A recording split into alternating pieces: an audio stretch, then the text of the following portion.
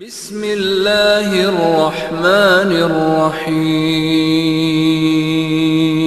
الحمد للہ نحمده ونستعینه ونستغفره ونعوذ باللہ من شرور انفسنا وسیئات اعمالنا من يهده الله فلا مضل له ومن يضلل فلا هادي له واشهد ان لا اله الا الله وحده لا شريك له واشهد ان محمدا عبده ورسوله اما بعد فان خير الحديث كتاب الله وخير الهدي هدي محمد صلى الله عليه وسلم وشر الامور محدثاتها وكل محدثة بدعة وكل بدعة ضلالة وكل ضلالة في النار. اعوذ بالله من الشيطان الرجيم. بسم الله الرحمن الرحيم. واجنبني وبني ان نعبد الاصنام. برادران اسلام، دینی و معنی بھائیوں، نوجوان دوستوں، احباب اور بزرگوں، قابل احترام ماں اور بہنوں، عزیز بچوں، کتاب التوحید کے درس کا جو سلسلہ اللہ تبارک و تعالیٰ کی فضل و کرم سے، اس کی توفیق سے چل رہا ہے، اس کتاب کا ہمارے سامنے جو موضوع ہے وہ ہے باب الخوف من الشرک، شرک سے ڈرنے کا بیان. شرک سے ڈرنے کا بیان. ظاہر ہے کہ شرک سے ڈرنا ہے تو شرک کیا ہے اس کی معلومات ضروری ہے. جب تک ہم اسے جانیں گے نہیں کہ وہ کیا چیز ہے، تب تک ہم اس سے بچیں گے کیسے، آگاہ کیسے رہیں گے. تو جو چیزیں کرنی ہیں اس کا بھی علم ہونا چاہیے، جن چیزوں سے بچنا ہے ان کا بھی علم ہونا چاہیے. تو جو چیزیں غلط ہیں، باطل ہیں، انحراف ہیں، گمراہی ہیں، گناہ کے کام ہیں، ان کا علم اس لیے ضروری ہے تاکہ اس سے بچا جائے، اس سے اجتناب کیا جائے. اگر نہیں جانیں گے تو ہو سکتا ہے کہ وہ چیز انجانے میں ہم سے ہو جائے، انجانے میں ہم اس میں گر جائیں. اس لیے خوف اور ڈر شرک سے، اور یہ وہ چیز ہے گناہوں میں سے وہ گناہ ہے جس کا سب سے زیادہ ڈر ایک بندے کو اپنی ذات کے سلسلے میں اور اپنے اہل و عیال کے سلسلے میں ہونا چاہیے. اس بات کا مقدمہ اور اس کی ابتدائی باتیں ہم نے آپ نے اس سے پہلے کے درس میں پڑھ لی ہیں. قرآن کریم کی 2 آیتیں مصنف رحمۃ اللہ علیہ نے کتاب کے باب کے آغاز میں بیان فرمائی ہیں، اور یہ دونوں آیتیں، ان دونوں آیات کا معنی، اس کی مختصر تشریح وغیرہ آپ کے سامنے آ گئی ہے کہ مصنف رحمۃ اللہ علیہ نے جب کہا شرک سے ڈرنے کا بیان، اور یہ 2 آیتیں یہاں پر ذکر کی، تو اس میں کہاں شرک سے ڈرنے کا پتہ چلتا ہے. ایک تو یہ پتہ چلا کہ اللہ تبارک و تعالیٰ اس بات کو نہیں بخشے گا، اس گناہ کو نہیں بخشے گا کہ اس کے ساتھ شرک کیا جائے. تو جب ایک ایسا گناہ ہے شرک کہ اس کی بخشش نہیں ہوگی، اس کا اعلان اللہ تبارک و تعالیٰ کی طرف سے ہو رہا ہے، تو اتنا صریح اعلان ہونے کے بعد کیا ہمیں اس گناہ سے ڈرنا نہیں چاہیے؟ ایک ایسا گناہ جس کی بخشش نہیں ہوگی، جس کی معافی کا صاف صاف اعلان ہو چکا ہے کہ نہیں ہو سکتی، معافی نہیں ہو سکتی، تو ایسی صورت میں ہمیں اس سے ڈرنا، اس کا خوف کرنا، اس سے بچنا، اس سے آگاہ رہنا، چوکنا رہنا ضروری ہے. دوسری آیت کریمہ وقال الخلیل علیہ السلام، اللہ کے خلیل، جگری دوست، یہ محبت کا سب سے اعلیٰ درجہ ہے. محبت کا، ایسے ہی دوستانے کا، قربت کا سب سے اعلیٰ درجہ ہے جس کو خلت کہتے ہیں. خلیل، جگری دوست، جس کو ہم اپنی تعبیر میں کہتے ہیں. ظاہر ہے کہ ہماری یہ تعبیر اردو زبان کی کوئی ضروری نہیں کہ یہ اس لفظ کی صحیح ترجمانی کر رہی ہو، لیکن ہم جو سب سے اعلیٰ محبت کا سب سے اعلیٰ درجہ جب اپنی زبان سے بتانا چاہتے ہیں تو ہم جگری کہہ لیتے ہیں. جگری دوست یعنی دلی دوست. جیسے آدمی دل سے کسی کو چاہتا ہو، محبت کرتا ہو، تو ایسے سمجھیں کہ اللہ تبارک و تعالیٰ بے انتہا محبت کرتا ہے اپنے خلیل ابراہیم علیہ السلام سے. اور ایسے ہی ہمارے آپ کے آخری نبی محمد رسول اللہ صلی اللہ علیہ وسلم بھی اللہ تبارک و تعالیٰ کے خلیل ہیں. اللہ کے نبی علیہ السلام نے فرمایا کہ اللہ تعالیٰ نے مجھے اپنا خلیل بنایا ہے جیسے ابراہیم علیہ السلام کو اپنا خلیل بنایا ہے. وہ باتیں آگے آ رہی ہیں انشاءاللہ تبارک و تعالیٰ. تو اس میں کیا ہے، خلیل علیہ السلام نے کیا فرمایا، وَجْنُبْنِي وَبَنِيَّ أَن نَعْبُدَ الْأَصْنَامَ، مجھے اور میرے بچوں کو اس بات سے بچا، دور رکھ، فاصلہ کر دے، الگ تھلگ کر دے کہ ہم بتوں کی پوجا کریں۔ بتوں کی پرستش کرنے سے، بت پرستی کرنے سے، یعنی شرک کا کام کرنے سے، بتوں کو پوجنے سے مجھے اور میرے بال بچوں کو، میرے بیٹوں کو ایک دم الگ تھلگ کر دے۔ تو اس سے پتہ چلتا ہے کہ اگر ابراہیم خلیل اللہ علیہ السلام اگر اس بات کا خوف کرتے تھے کہ کہیں وہ اور آپ کی اولاد شرک میں مبتلا نہ ہو جائے، بت پرستی میں مبتلا نہ ہو جائے،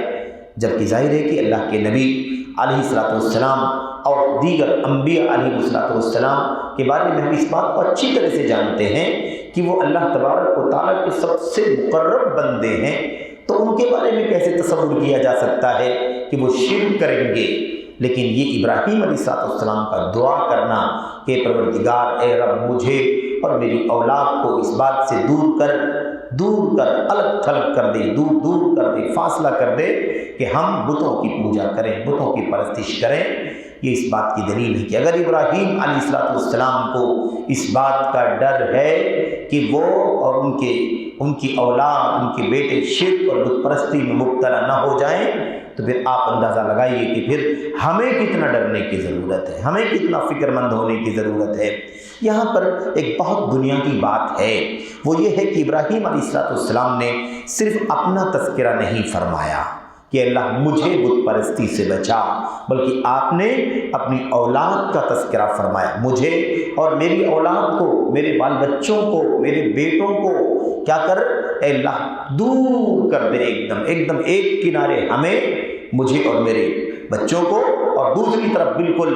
شرک اور بت پرستی کو کر دے، نہ وہ ہم سے قریب ہو نہ ہم اس سے قریب ہو، الگ تھلگ معاملہ ہو جائے۔ تو ابراہیم علیہ السلام نے اپنا بھی اور اپنے بچوں کا، اپنے بال بچوں کا، بیٹوں کا خاص طور پر ذکر فرمایا۔ کیوں؟ اس سے پتہ چلتا ہے کہ انبیاء علیہ السلام بھی اپنے ساتھ اپنی اولاد، اپنے بال بچوں کی بھی بڑی فکر کیا کرتے تھے۔ اگر وہ چاہتے تھے کہ وہ شرک اور بت پرستی سے اپنے آپ کو بچائیں اور اللہ ان کو بچائے، تو وہ یہ بھی چاہتے تھے کہ جیسے میں شرک اور بت پرستی سے بچ کر جہنم کی آگ سے بچوں گا، اللہ تبارک و تعالیٰ کی جنت اور اس کی بیش بہا نعمتیں پاؤں گا،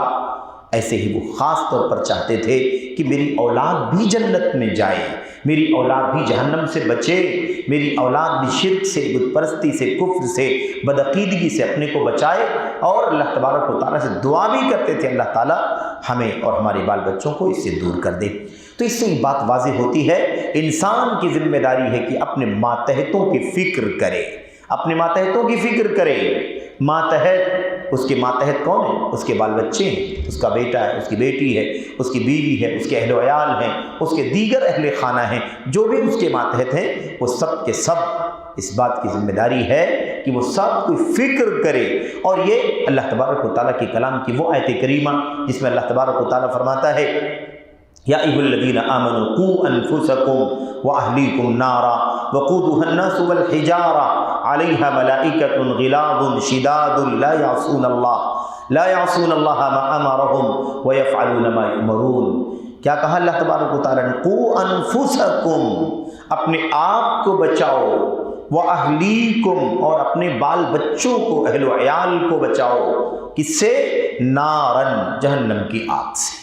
جہنم کی آگ سے۔ تو اس میں کیا ہے؟ اپنے آپ کو اور اپنے بال بچوں کو، یہ بہت بنیادی مسئلہ ہے۔ اچھا، ابراہیم علیہ السلام نے یہ بات اپنے لیے بھی، یہ دعا اپنے لیے بھی فرمائی، اپنے نبی صلی اللہ اپنے بال بچوں کے لیے بھی فرمائی۔ اب اس بات کو ہمیں سمجھنا ہے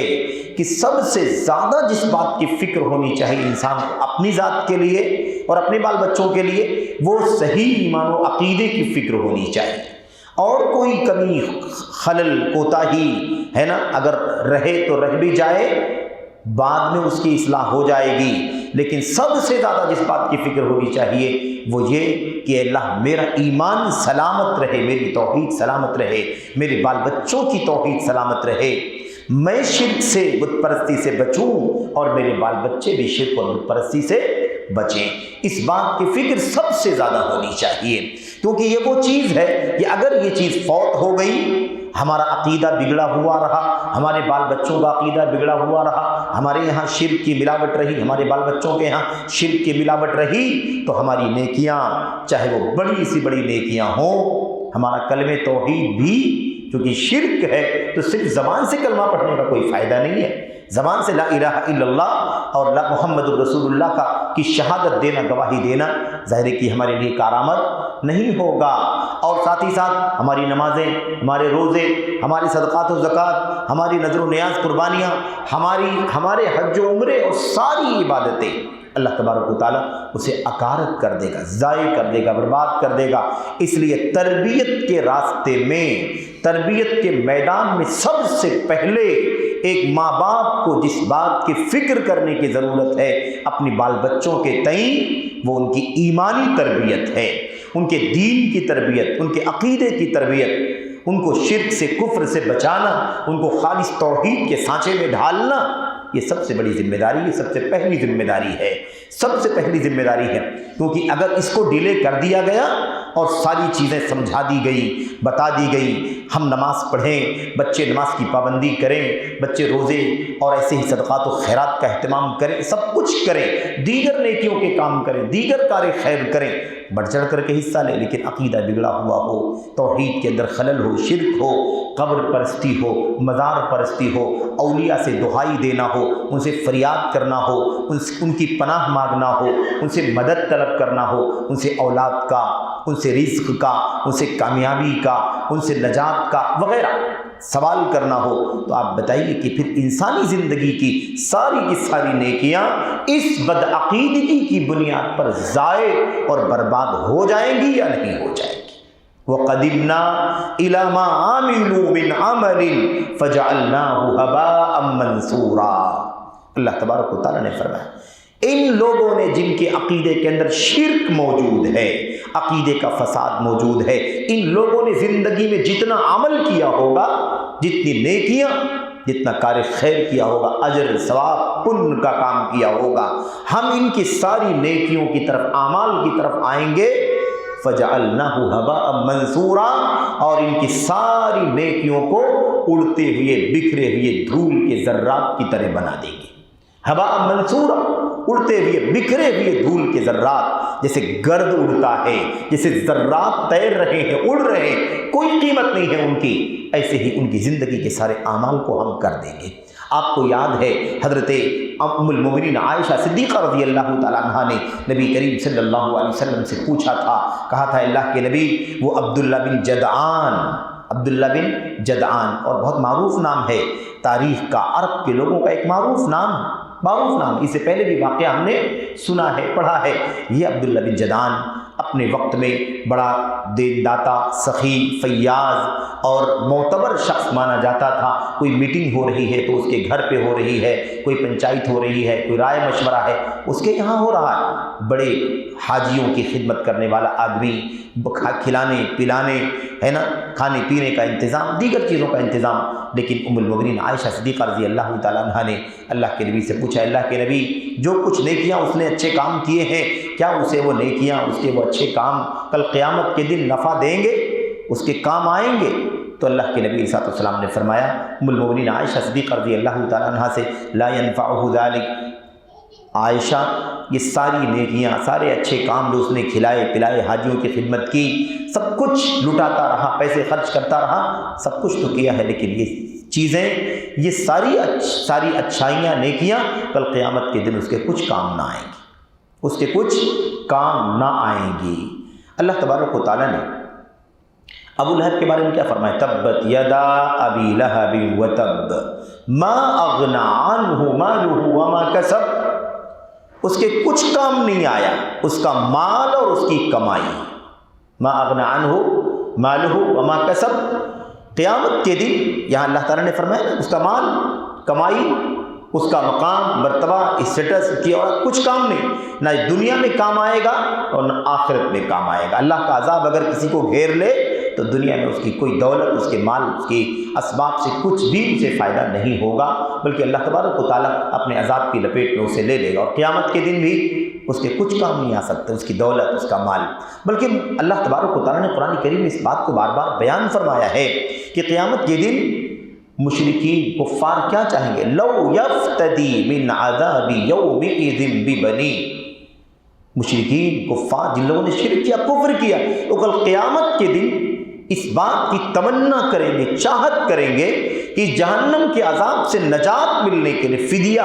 یعنی چھٹکارا ملنے کے لیے میری اولاد پوری کی پوری اللہ تبارک و تعالیٰ لے لے، میری دنیا کی دولت لے لے، سارے مال و اسباب لے لے، جو کچھ بھی میرے پاس ہے سب کچھ لے لے، لیکن بس جہنم کے عذاب سے بچا دے، مجھے جہنم کے عذاب میں نہ جلنا پڑے۔ لیکن یاد رکھیں قیامت کے دن اس شرک کرنے والے مجرمین کا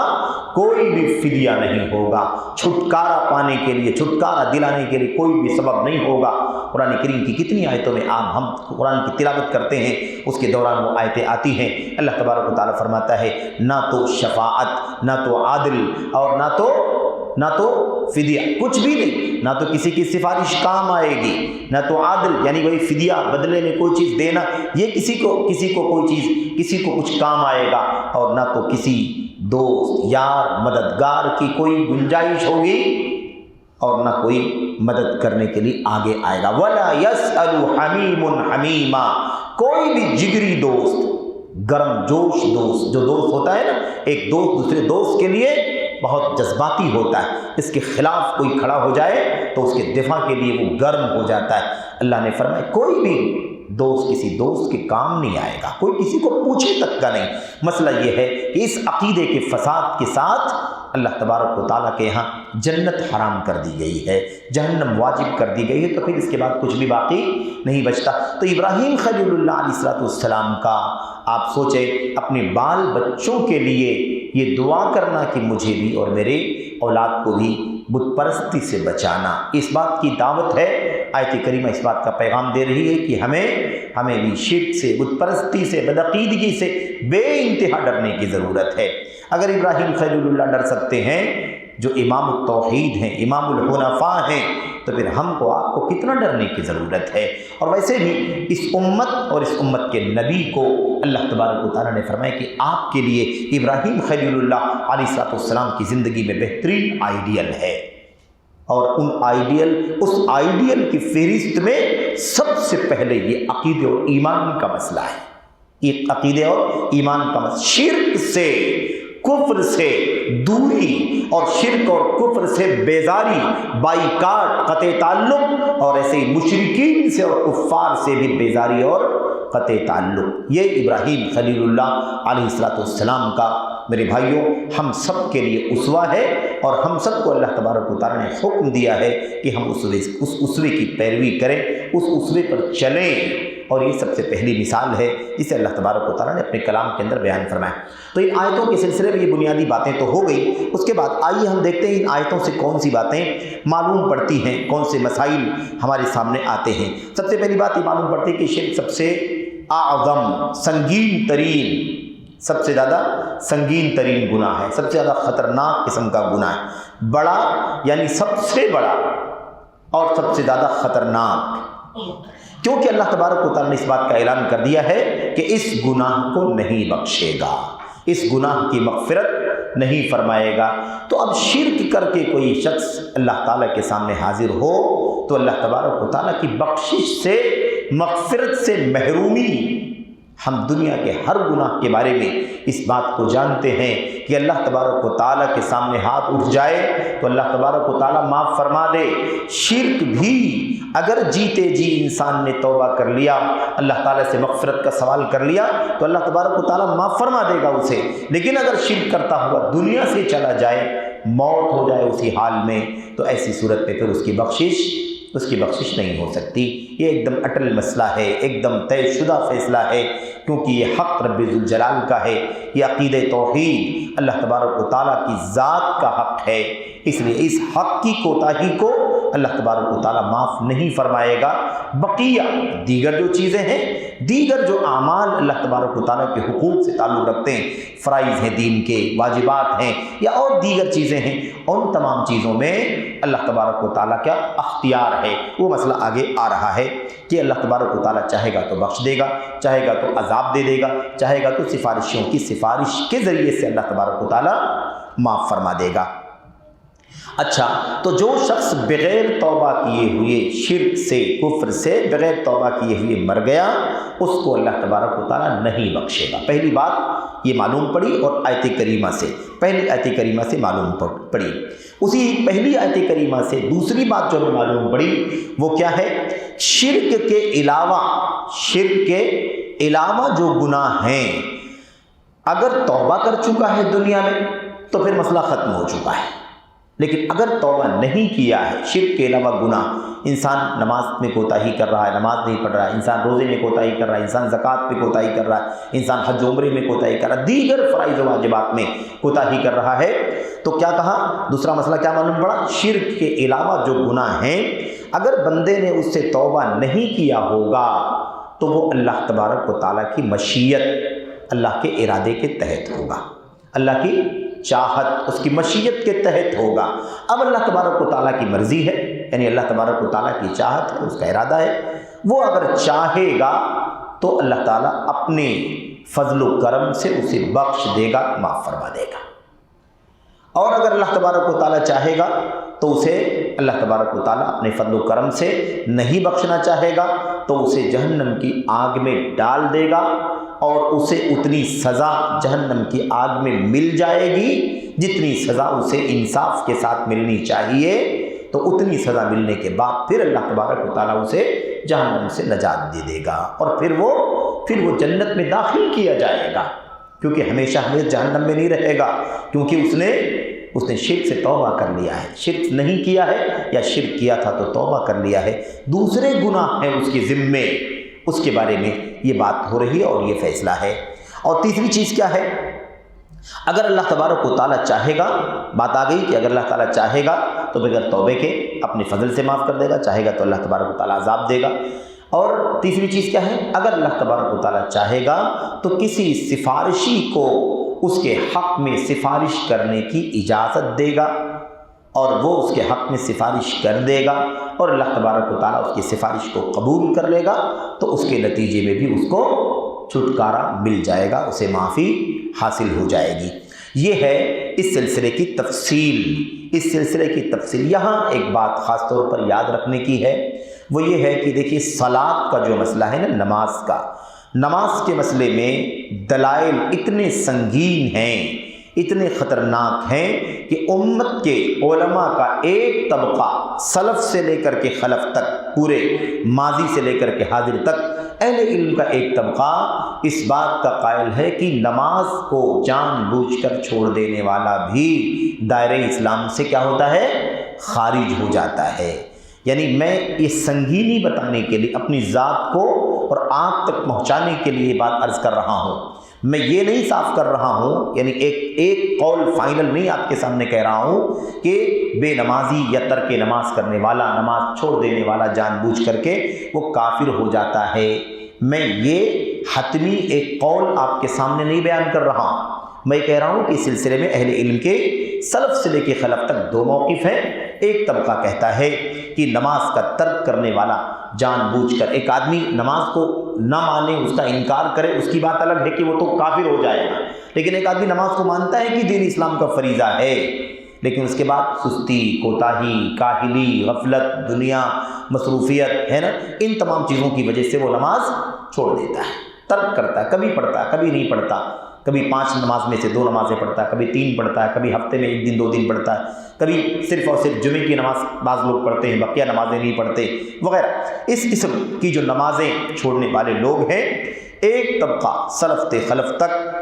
قرآن کی آیات کی دلیلیں، سنت رسول صلی اللہ علیہ وسلم کی دلیلیں ان کے سامنے، اس کی روشنی میں کہتے ہیں کہ ایسا شخص کیا ہو جاتا ہے؟ دائرہ اسلام سے خارج ہو جاتا ہے، کافر ہو جاتا ہے۔ جبکہ دوسرا طبقہ کہتا ہے کہ نہیں، دائرہ اسلام سے خارج نہیں ہوتا، البتہ یہ خطرناکی بیان کرنے کے لیے ہے، وعید سنانے کے لیے، دھمکی دینے کے لیے کہ ہے بہت بڑا جرم نماز کا چھوڑنا، اس لیے خبردار، خطرناک جرم ہے، اسے چھوڑنا نہیں، چھوٹنے نہیں دینا، تو سنگینی بتانے کے لیے ہے، کافر نہیں ہوگا۔ یہ 2 رائے ہیں سلف سے خلف تک کی۔ بات عمل کی آئی کہ ایمان کے بعد ایمان سلامت ہے تو ٹھیک ہے، یا شرک کیا ہے تو توبہ کر لیا، توبہ کرنے کے بعد اللہ تبارک و تعالیٰ اسے معاف کر چکا ہے، اور اگر توبہ نہیں کیا ہے تو ہمیشہ ہمیشہ کے لیے وہ جہنمی۔ دیگر اعمال کا مسئلہ کیا ہے؟ اللہ کی مشیت، اللہ کی چاہت تلے چاہے تو اپنی رحمت سے معاف کر دے، چاہے تو جہنم کے عذاب میں ڈال کر سزا دے کر کے اس کو تلافی، یعنی اس کا خمیازہ، اس کی سزا پا کر کے اسے چھٹکارا پھر مل جائے، اور یا تو سفارشوں کی سفارش سے۔ اب یہ اعمال کا مسئلہ، اس میں نماز بھی شامل ہے کہ نہیں شامل ہے؟ اس میں نماز بھی شامل ہے۔ تو اب نماز کے بارے میں یہ دونوں باتیں ذہن میں رکھنی چاہیے کہ خطرناک مسئلہ ہے۔ امت کے سلف سے خلف تک کے علماء کا ایک موقف یہ ہے کہ نماز کا تارک چھوڑنے والا کافر ہو جاتا ہے، اس لیے خطرناک مسئلہ ہے۔ ہم یہ کہیں بھی اگر کہ کافر نہیں ہوتا ہے تب بھی اس کی خطرناکی ذہن میں رہنی چاہیے کہ ایک موقف یہ ہے دلائل کی روشنی میں کہ آدمی کیا ہوتا ہے؟ کافر ہو جاتا ہے۔ اس لیے اس میں اسی موقف پر ہیں کہ ایسے شخص کی جب موت ہوگی تو نہ تو اس کو نہلایا جائے گا، نہ غسل دیا جائے گا، بلکہ نہ اسے کفنایا جائے گا، نہ نماز جنازہ پڑھی جائے گی، بلکہ اسے ایک گڑھا کھود کر کے کہیں اسی میں دفن کر دیا جائے گا، مسلمانوں کی قبرستان میں بھی نہیں دفنایا جائے گا۔ اور مرنے کے بعد جب اس کا حشر ہوگا تو قارون کے ساتھ، فرعون کے ساتھ، ابی بن خلف کے ساتھ، ابو جہل کے ساتھ، ان کے ساتھ حشر ہوگا اور ہمیشہ ہمیشہ کے لیے جہنمی رہے گا۔ یہ صرف بات اس لیے تاکہ یہ سنگینی، یہ خطرناکی ہمارے اور آپ کے ذہن میں رہے کہ ہم نماز سے کسی صورت میں غفلت نہ کریں۔ اگر وہ کافر نہ ہونے والا جرم بھی ہے کہ ترک صلاۃ سے کوئی آدمی کافر نہیں ہوتا ہے، اگر ہم اس بات کو بھی لیتے ہیں تو بھی یہ بات ذہن میں رکھنی ضروری ہے کہ پھر بہت زیادہ خطرناک ہے، یہ انسان کے لیے خطرناک ہے۔ خطرہ ہے کہ انسان اسلام سے باہر نہ ہو جائے، خطرہ ہے کہ انسان دائرے کفر میں نہ چلا جائے، خطرہ ہے کہ انسان دین سے بے دخل نہ ہو جائے، تو ہمیں چوکنا رہنا ضروری ہے۔ تیسرا مسئلہ کیا معلوم پڑا کہ شرک سے ڈرنا بہت ضروری ہے۔ ابراہیم علیہ السلام کی بات، جو امام الحنفاء، حنیف کسے کہتے ہیں؟ حنیف، اس سے پہلے آیت کریمہ آئی ہے غالباً شروع میں۔ حنیف کہتے ہیں مائل ہونے والے کو، حنف میلان کو کہتے ہیں، اسی لیے احنف کہا جاتا ہے اس شخص کو عربی زبان کے اندر جو اپنے پیر میں عذر کی وجہ سے ہے نا عارج، یعنی مائل ہو کر کے، لنگڑا کر کے چلتا ہو، اس کو بھی کیا کہا جاتا ہے؟ احنف۔ اس لیے صحابہ کرام میں سے ایک نام ہے، ان کو بھی احنف کہا جاتا تھا، ان کا بھی نام کیا تھا؟ احنف ابن قیس، تو ان کو بھی اسی لیے احنف کہا جاتا تھا۔ بہرحال حنیف کسے کہتے ہیں؟ مائل، یعنی سب سے کنارہ کشی اختیار کر کے، سب سے بائیکاٹ، سب سے بیزار ہو کر کے ایک اللہ تبارک و تعالیٰ کی طرف مائل ہونے والا۔ ان ابراہیم کان امۃ قانتا حنیفا، حنیف تھے یعنی سب کو چھوڑ کر ایک اللہ کی طرف مائل ہونے والے، اور ایک اللہ کی طرف مائل ہونے والوں کے امام تھے۔ ایک اللہ تعالیٰ کی طرف سب سے بائیکاٹ ہو کر، سب سے کنارہ کشی اختیار کر کے اللہ تبارک و تعالیٰ کی طرف مائل ہونے والے جو لوگ ہیں پوری دنیا میں، ان کا امام الحنفاء کہلاتے ہیں، یعنی اللہ کی طرف مائل ہونے والوں کے امام اور پیشوا۔ کیوں یہ لقب کیوں دیا گیا ابراہیم علیہ السلام کو؟ ان کی سیرت کا مطالعہ کرنے سے پتہ چلتا ہے کہ انہوں نے شرک کے خلاف وہ محاذ، بت پرستی کے خلاف وہ جہاد کیا جو انسانی تاریخ میں بہت نادر دیکھنے کو ملتا ہے۔ باپ بتوں کے بنانے والے، بتوں کے بیچنے والے، بتوں کی پرستش کرنے والے، آسمان کے ستاروں، آسمان کی جس کا سورج اور ایسے ہی چاند، اس کی پوجا کرنے والے قوم سب کی سب بت پرست، بنانے بیچنے کا کام، پوجا کرنے کا کام، سب سے بغاوت اور دشمنی مول لے لیا، سب سے بغاوت اور دشمنی مول لے لیا۔ باپ سے بھی دشمنی نفرت ہو گئی، قوم سے دشمنی نفرت ہو گئی، وقت کی حکومت اور جو بادشاہ تھا وقت کا، جس کا نام نمروز بتایا جاتا ہے، اس کو اردو میں نمرود کہتے ہیں، لیکن عربی میں وہ لفظ نمروز بالزال لکھا ہوا ہے۔ بہرحال وہ بادشاہ میرے بھائیوں اس سے مقابلہ ہو گیا، سارا جانتے ہیں بت پرستی کے خلاف کھڑے ہوئے، زبان سے بھی اور ایسے ہی عمل اور سلوک سے بھی، یعنی بتوں کو پاش کر ڈالا، اسے چورا چورا کر دیا، اور اس کے بعد جب بات چیت ہوئی تو بھی پوری جرأت کے ساتھ کھڑے ہو گئے اور کہا تم ان بتوں کی پرستش اور پوجا کرتے ہو تو یہ بڑا جس کی گردن میں کڑھاڑی لٹکی ہوئی ہے، اسی سے پوچھو، اگر اسی نے توڑا ہے تو بظاہر لگتا ہے کہ اسی نے توڑا ہے، اگر یہ بات کرتا ہے تو اس سے پوچھ لو کیوں توڑا اس نے سارے بتوں کو۔ آپ جانتے ہیں کہ کتنا بڑا مجاہدہ ہے، کتنی جرأت اور ہمت کی بات، توحید کے مقام کو اس گہرائی سے سمجھنے کا اور اسے عملی طور پر برتنے کا جو کام ابراہیم علیہ السلام کی سیرت میں ہمیں مل رہا ہے۔ اسی لیے تو اللہ تبارک و تعالیٰ نے ہمارے وہ آخری نبی، ہماری ہم امت کے لوگوں اور ہمارے نبی محمد رسول اللہ صلی اللہ علیہ وسلم کو کیا فرمایا؟ قد کانت لکم اسوۃ حسنۃ فی ابراہیم، تمہارے لیے بہترین اسوہ ہے ابراہیم علیہ السلام کی زندگی میں۔ ان اتبع ملت ابراہیم حنیفا، آپ ابراہیم علیہ السلام کی ملت کی پیروی کیجیے، اسی لیے ان کو امام الحنفاء کہتے ہیں۔ تو یہ مقام ابراہیم علیہ السلام کو، تو آپ امام الحنفاء ہونے کے باوجود جنہوں نے خود اپنے ہاتھ سے کلہاڑی لے کر کے بتوں کو توڑا، پاش کیا، انہیں اپنی ذات کے بارے میں اس بات کا ڈر ہوا کہ کہیں بت پرستی میں مبتلا نہ ہو جاؤ، شرک میں مبتلا نہ ہو جاؤ، یہاں تک کہ انہوں نے اللہ تبارک و تعالیٰ سے دعا فرمائی کہ مجھے اور میرے بال بچوں کو کیا کر، بتوں کی پوجا سے دور دور کر دے، الگ تھلگ کر دے۔ تو اس سے معلوم پڑتا ہے کہ کس قدر ڈرنے کی ضرورت ہے۔ ابراہیم علیہ السلام جیسا ایمان، توحید اور شرک کے خلاف جہاد کرنے والے پیغمبر، اللہ کی جگری اور خلیل، اس کے باوجود اتنا خوف، تو ہماری کیا حیثیت ہے میرے بھائیو؟ تھوڑا سا مسئلہ آ جائے، اس پر میں اکثر تبصرہ کرتا ہوں، شرک اور توحید پر اور اس سے ڈرنے کے مسئلے پر اور حالات کی سنگینی کے تناظر میں، کہ آج حالت یہ ہے کہ معمولی سے مشکل آتی ہے تو لوگ رواداری کے نام پر اپنے عقیدے کا، توحید کا سمجھوتا کرنے کے لیے تیار ہو جاتے ہیں۔ آج ہماری حالت یہ ہے، اگر دجال کا فتنہ دنیا میں آئے گا تو اس وقت مرتد ہونے والوں کی تعداد کتنی ہوگی، ان کو تو شمار کرنا بھی بظاہر لگتا ہے کہ مشکل ہو جائے گا۔ تو تھوڑے تھوڑے فتنوں سے انسان ایمان کا سمجھوتا کر بیٹھتا ہے، عقیدے کو بیچ دیتا ہے، اور توحید خالص سے میرے بھائیوں رواداری کے نام پر، نرمی کے نام پر انسان میرے بھائیوں سودا کر کے ہاتھ دھو بیٹھتا ہے، کوئی بات نہیں ہے، یہ رواداری کا مسئلہ، اس طرح کی باتیں کرتا ہے۔ تو آپ سوچئے کہ ہمیں اور آپ کو جس کا ایمان اس قدر کمزور ہے، اس قدر پھسا ہے، اس قدر میرے بھائیوں ضعیف ایمان ہے،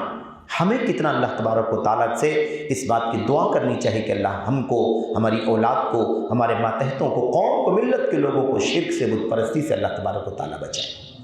یہ کتنی ضرورت ہے اس بات کی، تو اللہ تعالیٰ میں اس کی توفیق دے، آمین رب العالمین۔ نمبر 4، چوتھا مسئلہ کیا معلوم پڑا؟ کہ مصیبتوں کو ٹالنے کے لیے دعا کرنا مشروع ہے۔ مصیبتوں کو ٹالنے کے لیے دعا کرنا مشروع ہے۔ ہم کتنے بھی نیک ہو جائیں، متقی ہو جائیں، پرہیزگار ہو جائیں، اللہ والے ہو جائیں، تو بھی اللہ تبارک و تعالیٰ سے مصیبت ٹالنے کے لیے دعا کرنا مشروع ہے۔ آپ سوچئے کہ اگر مقام، مرتبہ، نیکی، ایمان، تقوی کی ہی اگر بات ہوتی تو ابراہیم علیہ السلام جیسے پیغمبر، آپ سوچئے انہیں بھی اس بات کا احساس تھا کہ میرا مقام اللہ نے کتنا بھی اونچا کر دیا ہے، لیکن میں مصیبت کو ٹالنے کے سلسلے میں اللہ تعالیٰ سے بے نیاز نہیں ہو سکتا۔ میں مصیبت کو ٹالنے کے لیے اللہ تبارک و تعالیٰ سے بے نیاز نہیں ہو سکتا۔ مجھے ضرورت ہے میرے اللہ، مجھے ضرورت میرے رب کی، مجھے اپنے رب سے مانگنا ہی، میں اللہ کے بغیر نہیں رہ سکتا۔ کوئی مصیبت اللہ تبارک و تعالیٰ سے دعا کیے بغیر، اللہ کے ٹالے بغیر، اللہ تعالیٰ کے عافیت دیے بغیر میں کسی مصیبت سے، بلا سے، آفت سے نہیں بچ سکتا۔ اس بات کا پتہ چلا کہ نہیں چلا؟ ایک آدمی نیک، متقی، پرہیزگار ہو تو اسے اس بات کو سمجھنے کی ضرورت ہے کہ اگر ابراہیم علیہ السلام نے یہ بات محسوس کی کہ میں اللہ کا خلیل ہوں، اللہ کا جگری ہوں، اس کے باوجود بھی میں اللہ سے بے نیاز نہیں ہو سکتا، اللہ کے بغیر، اس کی مدد کے بغیر، اس کی نصرت کے بغیر میں نہیں رہ سکتا، تو ہمیں اس بات کی فکر کرنے کی کتنی ضرورت ہے کہ ہم اللہ تعالیٰ کے بغیر نہیں رہ سکتے۔ لا تکلنی الی نفسی طرفۃ عین، اللہ کے نبی دعا کیا کرتے تھے، کیا کہتے تھے؟ اللہم لا تکلنی الی نفسی طرفۃ عین، اے اللہ تبارک و تعالیٰ تو مجھے पलक झपकने के बराबर भी मेरे हवाले नहीं करना। तो मुझे इतना भी, पलक झपकने में कितना टाइम जाता है? सेकंड, बल्कि सेकंड से भी कम, समझ रहे? एक सेकंड आप समझ लें, यूं आदमी पलक झपकता है। तो आज अल्लाह के नबी ने क्या फरमाया? तरफत आइन, चश्मे ज़दन जिसको कहते हैं, पलक झपकने के बराबर भी अल्लाह तुम मुझे मेरे हवाले मत छोड़ देना। अपनी मदद, अपनी नुसरत, अपनी तौफीक से नवाजते रहना। तेरी मदद के बगैर, तेरी नुसरत के बगैर मैं नहीं रह सकता। ये दुआ करते थे अल्लाह के नबी इब्राहिम, अल्लाह के नबी मोहम्मद रसूलुल्लाह सल्लल्लाहु अलैहि वसल्लम। हज़रत मूसा अलैहिस्सलाम ने कहा था, रब्बी इन्नी लिमा अंज़लत इलैया मिन खैरिन फ़क़ीर,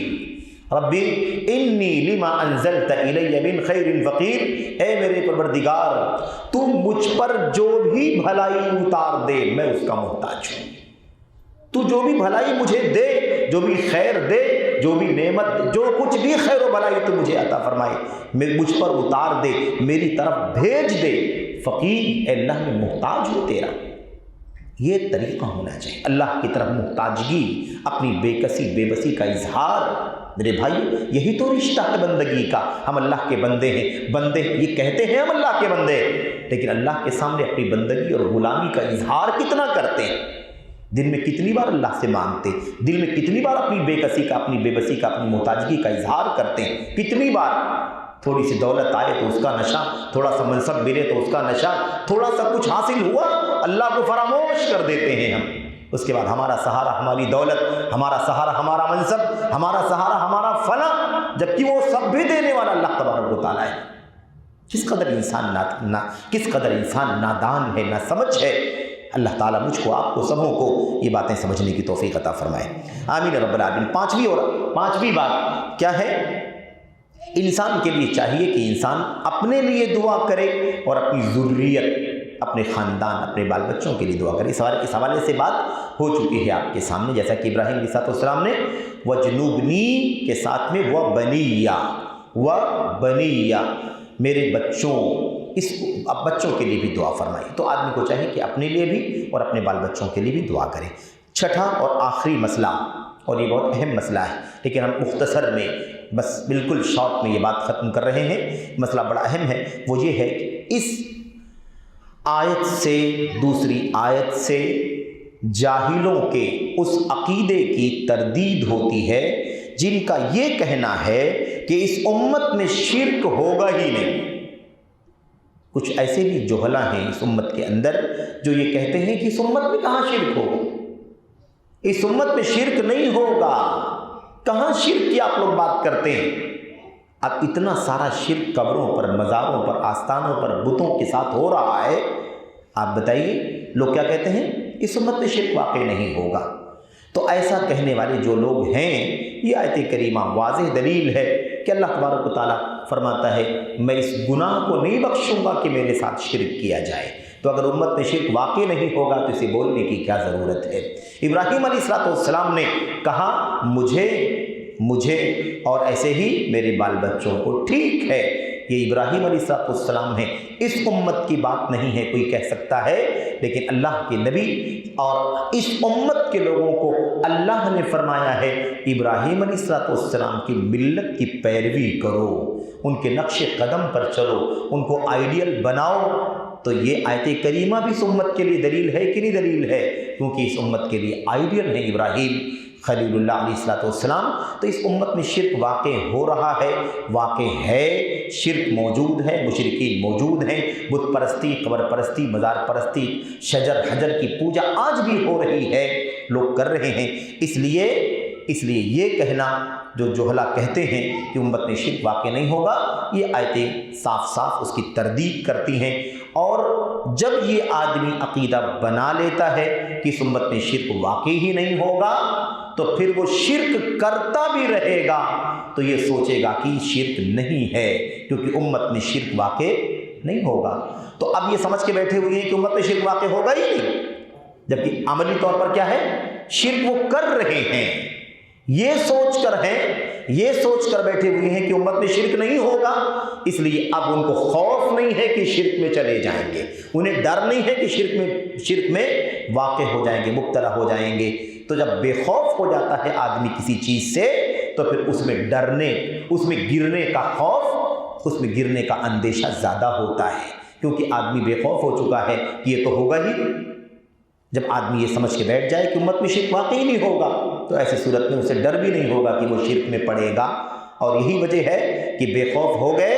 اور شرک میں مبتلا ہیں، انہیں اس بات کا احساس نہیں کہ وہ شرک کر رہے ہیں۔ تو بہرحال یہ چند مسائل تھے اختصار کے ساتھ جس کا تذکرہ آپ کے سامنے کیا گیا۔ انشاءاللہ مزید آگے باتیں جو آیت کریمہ کے بعد اللہ کے نبی صلی اللہ علیہ وسلم کی حدیثوں وغیرہ کا ذکر ہے وہ آگے اس کا تذکرہ آئے گا۔ اللہ سے دعا کرتے ہیں کہ اللہ تبارک و تعالیٰ ہمیں شرک سے خوف کرنے کی توفیق عطا فرمائے، شرک سے ڈرنے کی توفیق عطا فرمائے، اور ڈرنے کا مطلب یہ ہے کہ ہمیشہ اس شرک کی باریکیوں کا علم حاصل کرنا، ایک ایک ذرے سے اس کو اپنے آپ کو اس سے بچانا، اور ساتھ ہی ساتھ اللہ تبارک و تعالیٰ سے دعا بھی کرتے رہنا، یہ ہماری ذمہ داری ہے۔ تب صحیح معنوں میں یہ بات فٹ ہوگی کہ ہمیں شرک سے واقعی ڈر ہے اور ہم شرک سے واقعی ڈرتے ہیں، خوف کرتے ہیں۔ اللہ تبارک و تعالیٰ ہمیں اور آپ کو اس کی توفیق عطا فرمائے، آمین رب العالمین۔ وصلی اللہ وسلم وبارک علی نبینا محمد وعلی آلہ وصحبہ اجمعین۔ السلام علیکم ورحمۃ اللہ۔